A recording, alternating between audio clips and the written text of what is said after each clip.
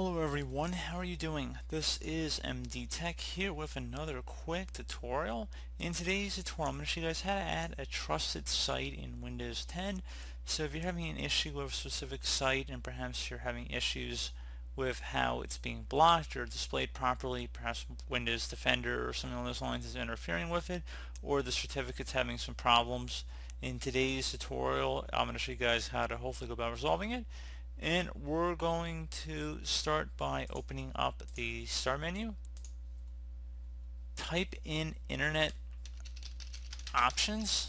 Press Match to go back to Internet Options right above Control Panel. Let's go ahead and just left click on that. Select the Security tab.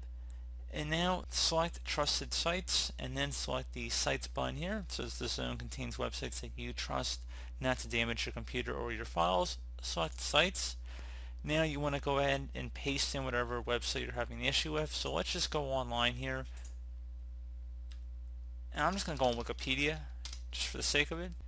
And I'm just going to go ahead and just copy the full Wikipedia domain here from the Google description. And I'm going to paste this into this field.